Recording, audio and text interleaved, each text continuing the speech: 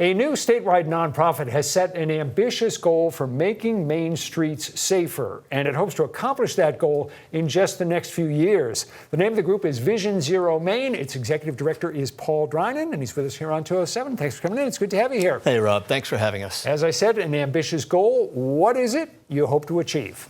We really want to get the numbers of injuries and fatalities in the state of Maine, which are up, and they're up all over the country, down to zero by 2030, or actually 50. Eventually, we want to get them down to zero, but the goal here is 50% by 2030. And we do that by getting communities to adopt Vision Zero and then change their infrastructure. And specifically, these are injuries to people who are walking on streets or riding bikes on streets. That's what you're looking at specifically? We call it walking, biking, and rolling. So rolling includes bicycles, e-bikes, all those e-mobility devices we're seeing now, scooters, one-wheels, e-bikes, huge emerging transportation technology that's really here to stay. What kind of numbers are we looking at now? How many people in a typical year die in Maine on the streets while they're walking, biking, or rollerblading, whatever? Yeah, about 20. And in the last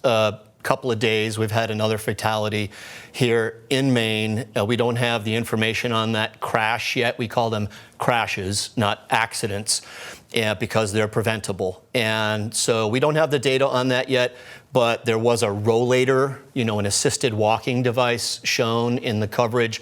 So we're assuming that that pedestrian was moving quite slowly. So we assume that the speed of the vehicle was a contributing factor. So what you want to do is make it for people, make it easier and safer for people to be out on the streets in Maine. How specifically will you do that?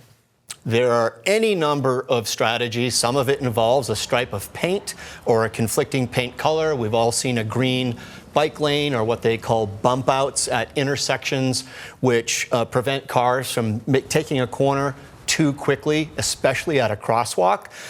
Some communities paint their crosswalks instead of that classic black and white zebra stripe that we see everywhere. They add colors. Sometimes for Pride Month, we see rainbow crosswalks. Even something that simple can really help that driver cue into their surroundings, and that creates a safer environment for everybody. Your nonprofit is leading this charge, but it's got to get a lot of other players to buy in. Who else do you need to work with you on this to make it happen? Great question. So we call those people community champions, and it could be a citizen. It could be someone on staff, typically the planner or the engineer in that municipality, or ideally it's an elected official.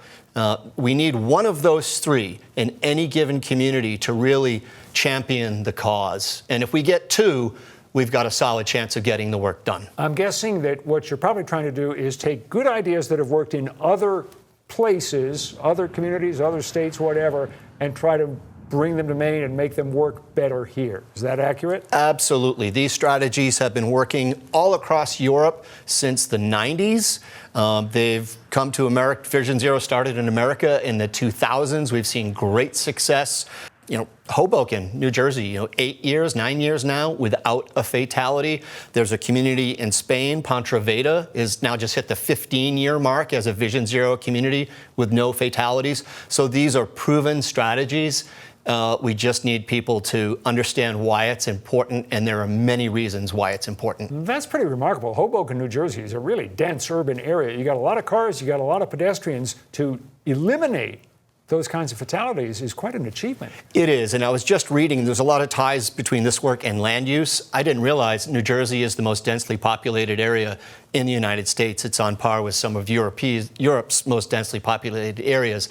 And so if we can do this in Hoboken, we can certainly do it in less densely populated areas. Real quickly, if people are interested in this and want to find out more, want to participate, what can they do? They can reach out to us at visionzeromaine.org. We're happy to talk to anybody, whether you want to volunteer, whether you want to donate, or if you just want to see safer streets in your community. We'd love to hear from people.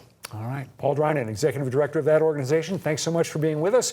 Again, the website and link you'll find on the 207 section of our News Center Maine app or website. It's Vision Zero Maine.